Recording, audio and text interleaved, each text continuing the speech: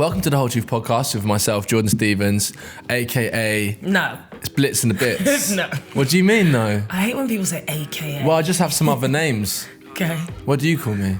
Jay. Jay, which is I'm proud of because that is like the character. Endearing And Men in Black. No, that's not where it comes from. It's just an abbreviation. Right. I mean, I think about Men in Black. Quite often.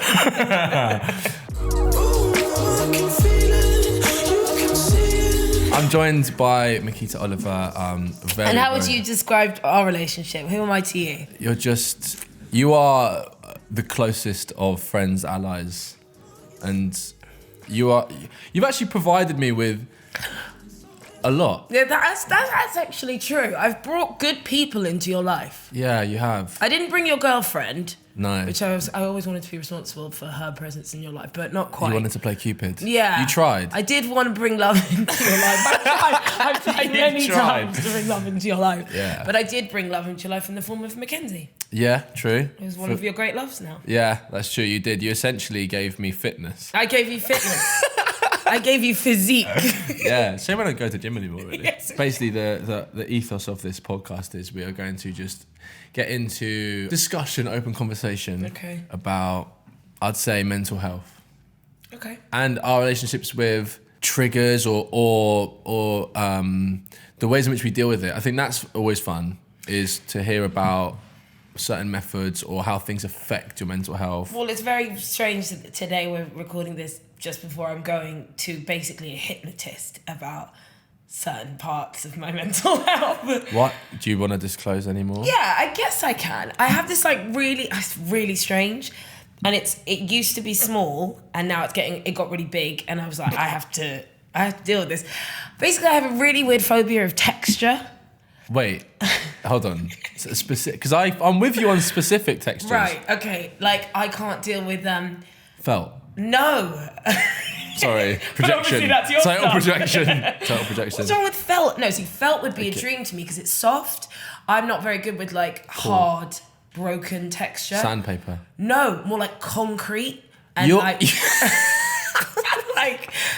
brick. That's actually not funny. No, it's not funny. You have an issue with everywhere. Is it?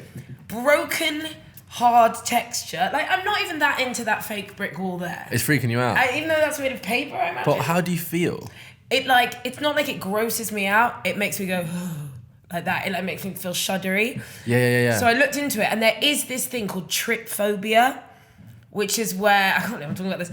Which is where people have it. They can't look at holes, like lots that of are little near holes. to each other. Yeah, that are near to each other. See, why does that get to us? Because they could become a bigger hole. Exactly.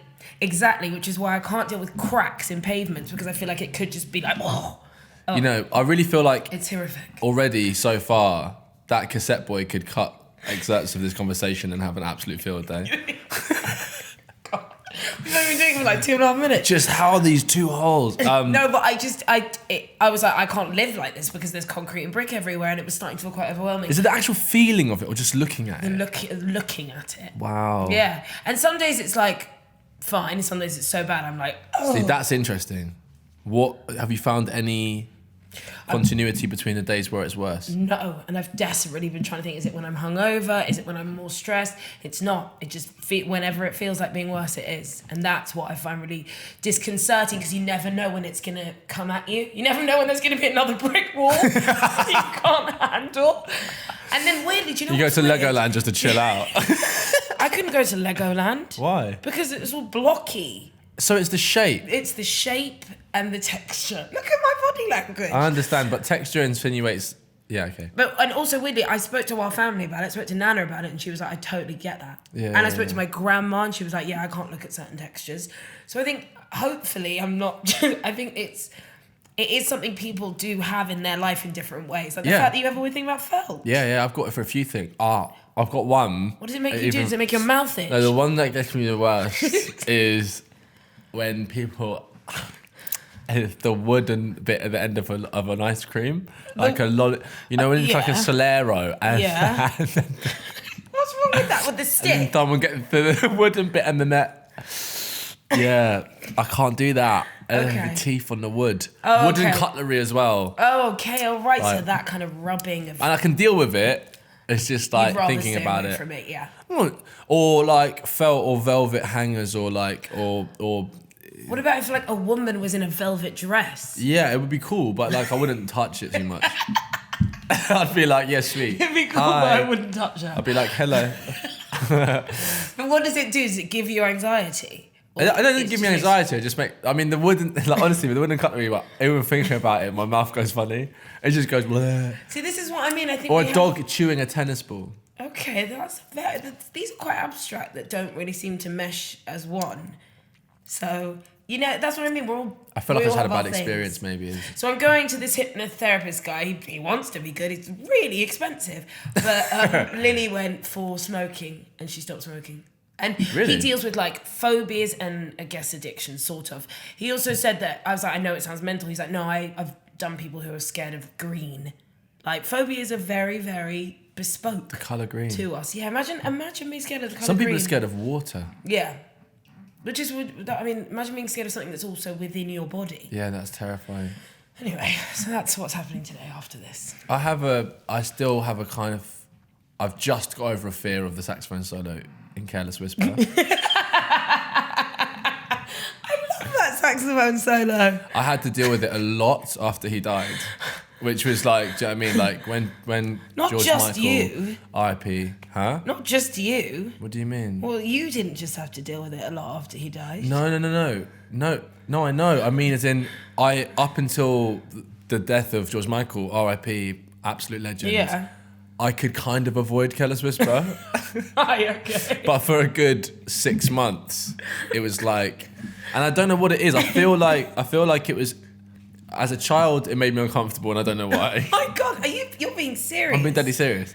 As a child, it made me uncomfortable. I don't know why. And then whenever it came on, I'd have to leave the room. Do you think that maybe it's... And now it's become psychosomatic. Yeah. Do you think that as a child it sounded a bit sexual and that made you feel uncomfortable? Do you want me to be really honest with Go you? on. For some reason, whenever I hear this Careless Whisper saxophone solo, I feel as though I'm stuck on a desolate street in the 80s under a single lamppost. Oh my God, being rained on. I kind of hear what you mean. It's sort of like depressing almost. It's like I can't escape this one street in the 1980s specifically. And the 1980s is almost a phobia of mine. well, because it was such a bleak... Well, other than Prince, I'm just not into how much reverb there were on snares. It's like every snare drum was in a really haunted building. Oh, right. You weren't born in the 80s, were you? I wasn't. You're I'm a 90s boy. 93? When the snares were reduced in Thank God for that. yeah, they calmed Thank down God a bit, for and there that. wasn't so many floating fabrics in music videos. Well, at least now I know how to really get to you when you start getting my nerves. Just whack on Careless Whisper. Yeah, I just malfunction. But I've got over it. It's actually my new favourite thing is to try and move past these feelings of discomfort. Wooden cutlery being one of them, because you end up sounding like a right douchebag Yeah. when you're just like, excuse me, do you have any, you know what I mean? Well, yeah. I can or not have this. when I'm like, I can't walk down that street. my There's a brick one weird wall. thing. Like, I get it. Yeah. Like, you start to sound ridiculous. So Yeah. I'm happy that we're both working through these. It's very Hypnotherapy is specific fascinating. issues. Well, I've never done anything like it, and I just feel like as if he's going to be able to hypnotize me. Like, come on. What do you mean? I just don't feel like it's going to happen. Like it's going to work. What? The hypnosis? Yeah. Oh, that's hilarious. No, but I went to hypnosis once to stop eating carbs when I was 20, and she just talked to me, and I just pretended it was working, and it wasn't.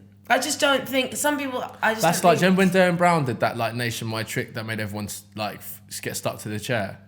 No, I don't remember that. He did a thing on television where you had to watch this thing. This is back when like there were literally like 5 channels, and maybe 3 of you. You had to watch this. You had to watch this thing and not look away and sit in a chair. Oh yeah, and half the everyone nation at got the stuck. telly. Yeah. And Harley, he actually got stuck, and I was like, I kind of wanted to carry on, but I was gutted. Have you ever wasn't had stuck at all. personal hypnotherapy or hypnosis rather than like Darren Brown on telly?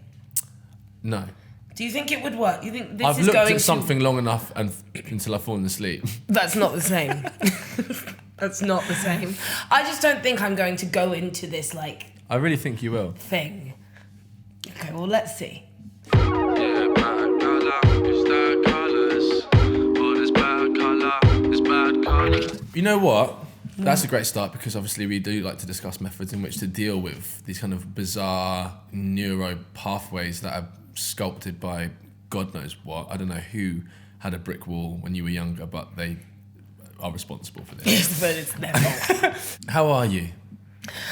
I'm all right. I just feel like when you're facing a lot of stuff, it's a more positive place than when you're hiding from it. But it is a real struggle to like live in it and try and solve it and try and survive it and get out on the other side of it. Well, whatever that may be. My fear of, like, obviously I'm producing this new show, the one with Grimmy. Amazing. And like having to go into the role of producer, I found really difficult because I just keep thinking everything's falling apart and that I'm fighting for everything. My mum's like, no, this is production. Like it's negotiation. You have to work through things. And like all the emails, I keep thinking are a little curt. And my mum's like, no, they're just not mollycoddling you because you're not the presenter. So every email, I'm like, why is she being such a bitch? My mum's like, no, she's just talking to you like a producer. Like you're on the team. She has to be like, the budget's this, it won't work for that. Efficient. And I just think she's being officious. And I think he's being very vicious. yeah.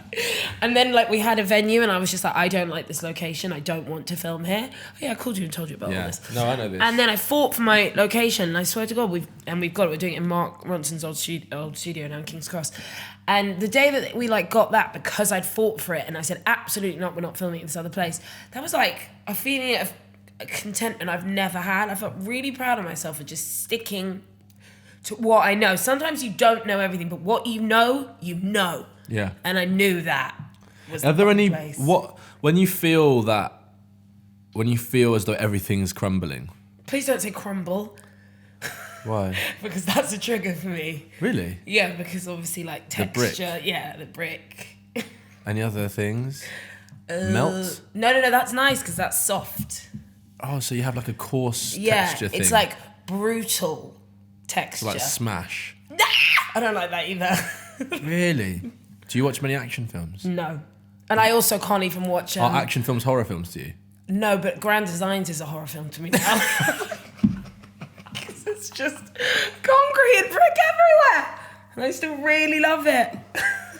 It's really upsetting. You would have smashed it in a Stone Age. Sorry. Stone? Just stop. Not stone? No, because... Oh yeah, I suppose so. It's not concrete, alongside the word smash. I really shouldn't have brought this out. Say what you want. I'll smelt. Yeah, soft, sticky, gooey. Swish, I like. Yeah, gooey, exactly. yeah, Water. like that. Do you know what really helps? Sometimes putting Gushy. my hand. Yeah, that's. Sometimes I put my hands in water. Yeah, moisture. Yeah, exactly. When things are maybe less stable, Thank you. are there any methods of how do you deal with that? Post-it notes. Really? Yeah, I really enjoy post-it notes. Explain. So I have because of the way we work, because we're working freelance people, there's a lot of things going on at the same time. You're not just going to the same office every day. So that's what I can find quite overwhelming. I'm like, oh yeah, what stage is that at? And are we doing well with that? And And I was just always a bit like, ugh. So I made a wall in my bedroom, which is each project, where it's at, and where we need to get to. That's so responsible. That's the most responsible thing I've ever done. But it's great, because every time I'm like, wait, what? I'm like, refer to the wall. And it's like, yeah, that's at that stage. We need to make that call to get there. It's almost like a timeline. You're a genius. I know.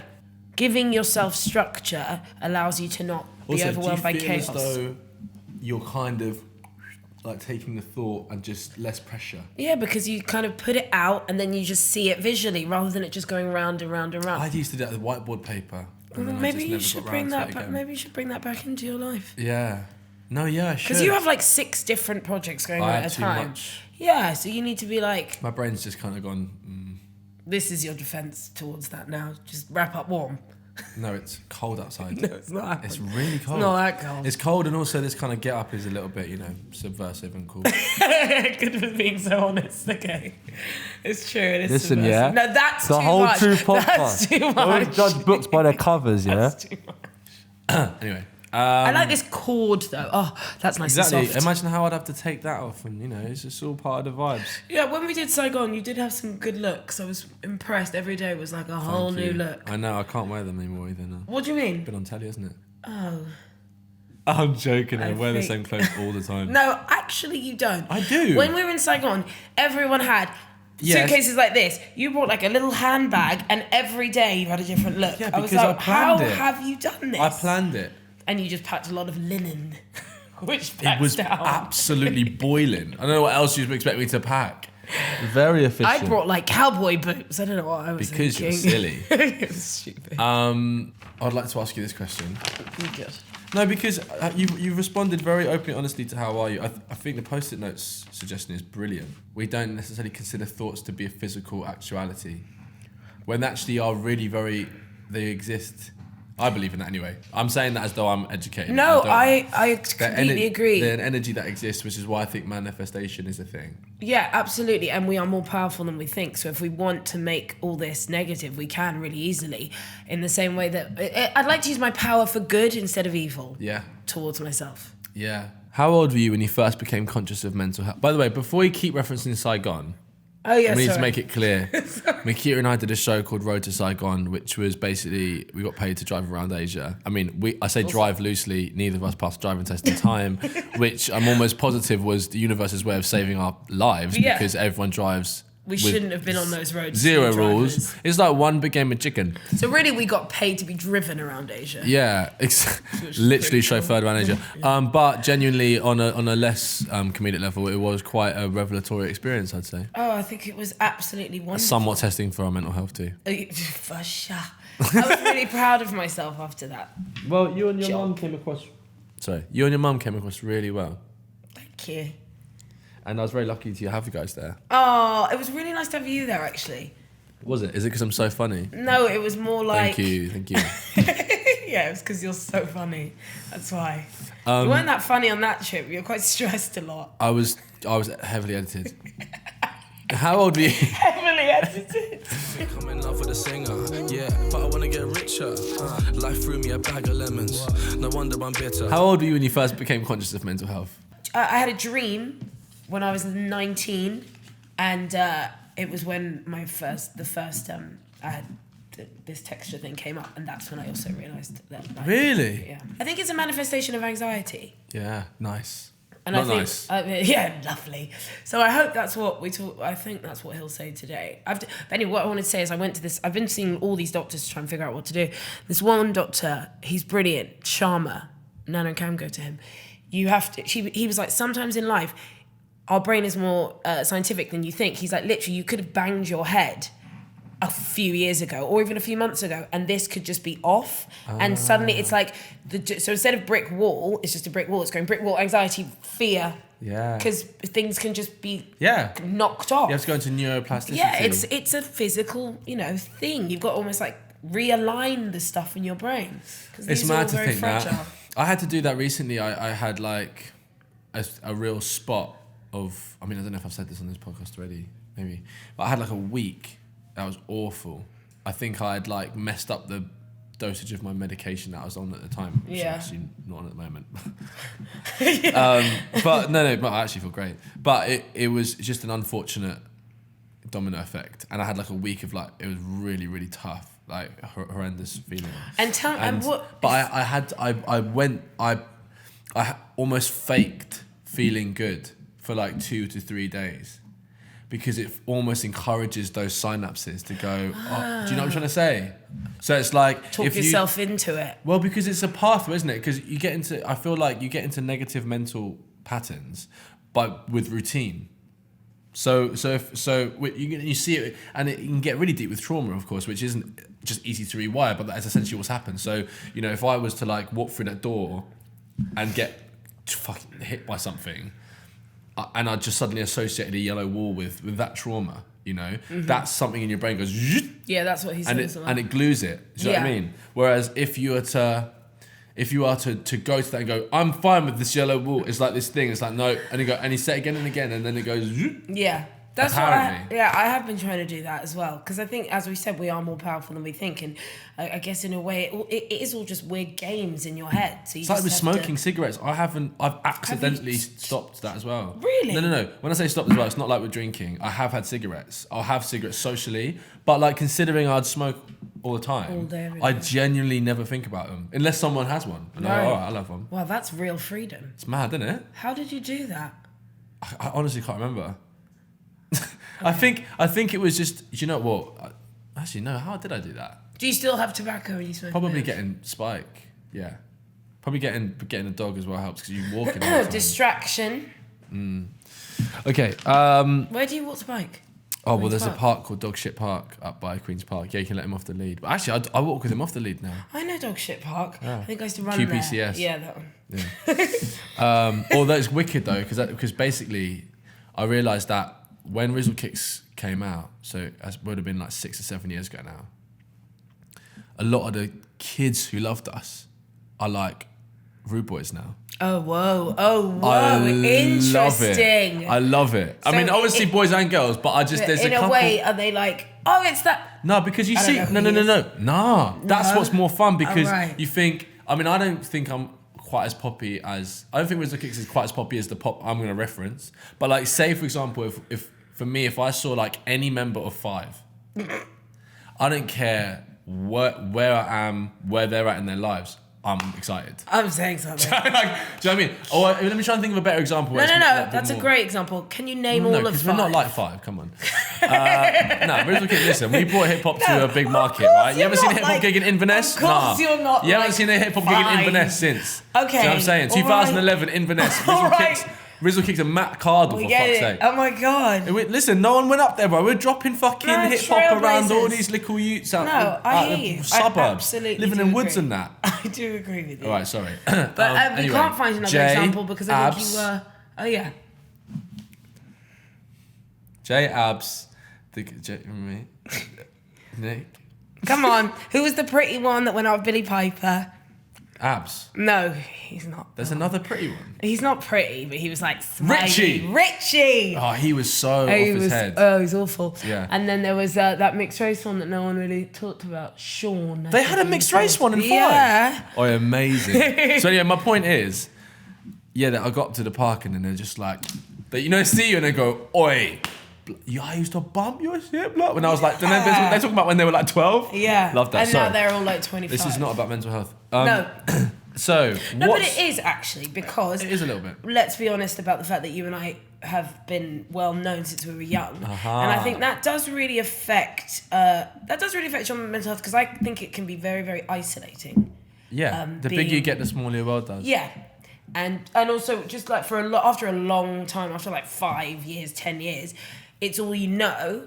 So I think you can become quite introverted because you don't want to discuss it with anyone ever because everyone's like, I don't want to hear about you getting recognised. Who gives a shit? So it's Can't something. complain about fame. Exactly. I was told that so early. And so it's a conversation you're constantly having with yourself about like, do I want to get on that pat train? Do I want to walk down that street? Do I want to walk in that mad, pub? isn't it? So it's like, I don't know, it makes you and your brain a bit of a weird team in a way. It's bizarre. I always consider it like this, so how I explain it to someone is I feel as though life is this big house, and you're just making your way around certain rooms. And pretty much everyone goes to a few key rooms, And then ultimately you get to a point where you go, okay, I think I've seen enough rooms. I'm going to redecorate the ones that I've already seen. But it's almost like things like fame or being exposed to a certain environment is like you open a door to a room and it is like quite exciting. But eventually you don't want to live in it, but you have to shut it. And once it's shut, you think can never go back in that room. You've seen it. Oh right. So now you can't not see it. you can't That's not. true. You can't unsee it. Yeah. That's actually a very weird, brilliant description of fame. Do you know what I mean? Because so you're walking around this house and you're thinking, oh fuck, man, that room. Yeah, that room. Oh, that room is exciting. It's like, and then people are like, what room? I don't understand. I'm like, listen. I just look at other rooms. Anyway. That's amazing, Jordan. Write that one down. What's been your best period of mental well-being? Oh my God. Oh Oh my God. I know what it was. When I was 27 and I went bankrupt and I got dumped by Luke. And I was like, right, this is the lowest I've ever been. Sorry, best period. I'm confused. Because it was the first time I took things into my own hands and I was like, this is not my story. I'm going to change everything. And I lost 2 stone and got 3 jobs. Amazing. And I got less money again. I was like, wow, how the hell did I do that? And I did it in like a month. So it was like the best. And because I thought I was in so much pain because I was just trying to not deal with bankruptcy and heartbreak. And that's when I started training with Mackenzie every day. But it was just so great watching my body physically change and also just putting it out there. I was like, I want work. I want to work again. Yeah, you realizing responded. that exactly, I sort of like changed the way the world reacted towards me, and it was so empowering. And it only lasted about 6 months, but it was a good 6 months. And I still refer to it now. I'm like, that's 6 months. What changed? I got complacent again because he came back to me and I made money again. So I was like, all right, well, I don't have to deal with like going to the gym all the time and being powerful. I'll just go back into these routines. So I think that's the other thing about mental health. It's like consistency is key. And I'm so like this. So it's just about trying to find a way to be a little bit more placid, might be the wrong word, but just a little bit calmer rather than extremes. Yeah, the spikes. The spikes, exactly. Yeah. So I think that was the last time I felt really good. But I feel like you've had quite a good spell recently. That's the thing, though. That's the interesting thing about mental health is like, I find it more of a head fuck if things are going well and I don't feel particularly connected or present to them. Like, it's easy when you're like, well, everything's shit. That's why I feel like shit. When things are like going pretty good and you're still like, ugh, that I find really difficult. That's really interesting. Because that's confusing. Well, that's imposter syndrome. Yeah. And all these things that you thought you needed to get to make you happy, like commissions and weight loss and a bit more money, they're not doing it for you. And you're like... And then you start to judge yourself. And you're like... Feel guilty for not feeling good. Absolutely. And I'm like, oh God, where the hell do I go now? These things used to satiate me. And if they're not, what do I do next? Because you can't... It's like your old tools aren't working anymore. And that's when which is why I'm... It's almost like a paper cut, isn't it? Ow. You know, one of those things where, you know, the weird thing where if you have like a big injury, your body sends so many endorphins that you kind of adjust, even though it's terrifying. Like if you broke your leg. Yeah, or broke a leg, or if it, you know, it's just something that like inconceivable to your thoughts, but in actuality of it happening, you just got to go with it. It's almost like heartbreak and I mean. Oh yeah, the big ones. Yeah, but then like it's just the little cut. Because it's like niggling. It hurts. Yeah. Do you know what I mean? It's like, oh, these things are going really well in your life, but remember, this is still stinging. This is still stinging. Yeah. That's actually very much it. And I think that maybe it's also about not trying to ever eradicate these things, because maybe we don't ever lose these things. It's just about being able to handle them. I will say though, I didn't respond like that to heartbreak at all. Yes, you did. I didn't really. Which heartbreak are we talking about? I'm talking about one last year. Right. It wasn't. I mean, I put on a brave face and I managed to channel my, I suppose, introspection. But what do you mean that you didn't do? I'm only just now becoming myself again. Wow. But so actually, getting the person back wasn't necessarily the healing part of the heartbreak. No. Which is quite insane. Well, no, because it's not that. I don't think there's there's a certain level where that is kind of like an equal sum, you know. But I think it's for a lot of people, deep emotional pain is representative of a little more than the situation. Absolutely. You know. And it becomes a trauma. 100%. Add it to the list of traumas. Exactly, but trauma that's reflective of previous trauma. Yeah. You know, we do live in these kind of suspended. Oh, totally. When I got properly like dumped by that person and I was really heartbroken, it was like all about being rejected by my dad and stuff when I was a kid. It wasn't just about him. It was about bigger, like pain in the past just coming and rushing back. Do you think what's your opinion on self-awareness like that? Do you think because right now it's quite topical, I think, for people to, well, just to set the scene. We are in a time now where millennials especially, which I think you'd just fall into? Yes, thank you. Yeah. I think we're in a for real though, where the mental health is being challenged more than ever, just because of the advances of technology and also because of the parental environments in which we grew up in. For us, there are some intersections in regards to that, but I feel as though, some people would argue that this getting on with it, that getting on with it. Sometimes, it's the idea of like, don't re-traumatize yourself. Yeah. Just Don't move revisit and it. be you. And this is something I kind of grapple with. I think ultimately, I know that my standing is that I am happier that I understand where my pain comes from in order to make better decisions. But do you think that is I agree. I think a lot of living in my 20s was not even having any talk with myself about what had happened in all the years of my life before that, and I think that's the only way. I think Lily said it perfectly when she a quote in her book, but she said like, we only understand like where the hell we're going when we think about where we're from, and I think that's, as a society, that's a big statement, a true testament. But also personally, like, you only really know how to get anywhere when you understand where the hell you've been and why and what happened there. So actually, I think it's deeply, deeply important to look back to go forward. Yeah. Yeah. And at the time when I didn't, I was a mess, as you know. So I think it's become a huge part of my life now. Yeah, bad colour, it's that colours. All this bad colour, it's bad colours. So, actually, I realise we haven't done the reverse. What was your worst time mentally? Worst time mentally? How's, because interestingly, you've responded to what seems to be quite a big shift in your life, but you responded positively. So yeah, what would you say is your worst period of mental well-being? I think probably just before that, the year when I knew I was about to go bankrupt, when I knew I was about to get dumped, like the impending sense of doom and doing nothing to try and stop it, instead hurtling even quicker and far. I just started spending money like a crazy person because I was like, I'm going bankrupt anyway. I wasn't even going bankrupt. Just gonna do a disclaimer about like a crazy person. This is Whole Truth podcast. Sorry. We're actually an anti-stigma campaign.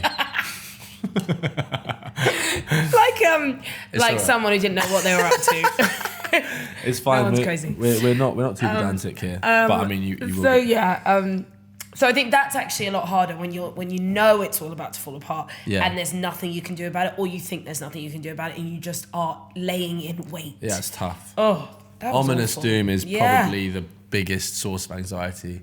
I just think exercise is just, and I don't mean like just train, but like just jump, move. Like, I got really into skipping, and it's like really changed my life. Great. I love skipping. It turns out I'm a brilliant skipper. Really? Like, I'm really Can you cross incredible. your arms and Yes. everything? Really? I can do double Dutch. Wow. Georgie, that was training me, was like, I don't know. She was like, this is like a gift you have. I was like, Oh my God, maybe there's skipping I can do championships. double, like, when you go like around twice. Miquita, you should hone this. I was going to start like a skipping club. Oh my God. You should Because do it's it. really good, because it's a quid. Do you know without the skipping skipping rope, I mean just actually skipping? Oh, what, like... No, just skipping along the street. I challenge anyone to do that and be unhappy.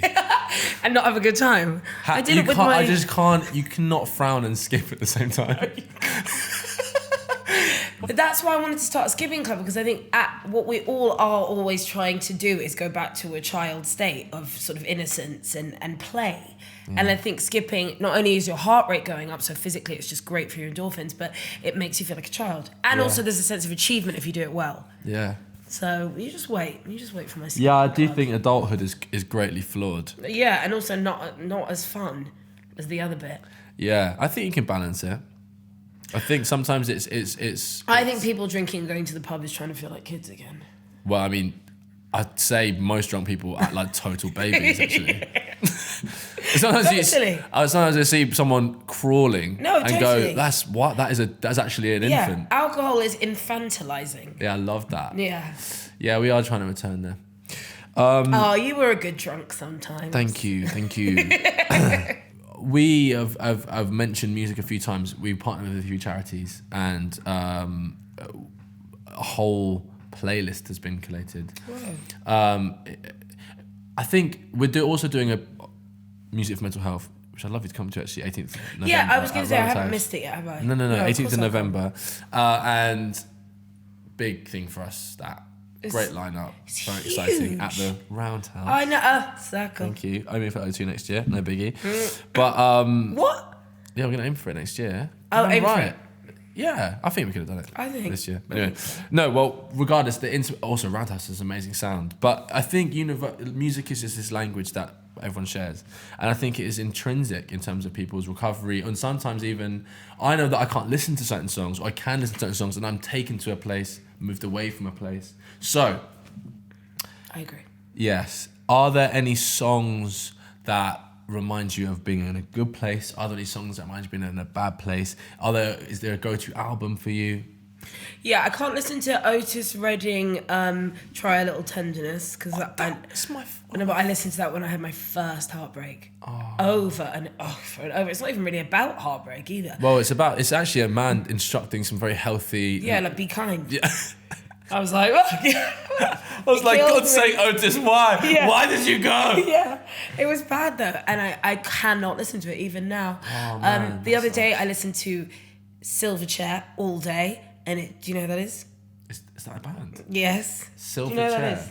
Like an Australian indie. Yeah, amazing. Oh, they don't? They were like just after Nirvana, but they were like hardcore and brutal, but brilliant melodies and like almost like soulful. Like Daniel Johns has this brilliant soulful.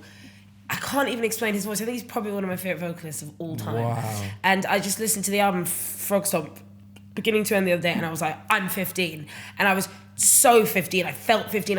All these memories came up, Really? and it was just joy. It was a day of joy. So actually, any grunge music, because I was so, Grunge you know, when is you're divine. but when you're young, what music you're listening to defines you. So for me, it wasn't like, oh yeah, we listened to Silverchair, but we were Silverchair fans. Like that was who we were. So listening to all the music from that time, I just was transported back to like being on the cusp of becoming a teenager and how excited you felt and all like the possibilities of everything. That was really nice. So I think if I ever need to feel uplifted, I always listen to some good old Silverchair or Nirvana or Hole. Great.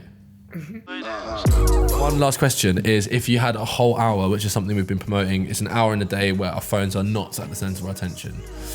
Ironically, you find out about it via your phone, but then you put the phone down. Yeah. What would you do with your whole hour? Skip. Brilliant. Thank you very much, Miquita Oliver. That is the whole truth. Okay, let's go get hypnotised now. Yeah.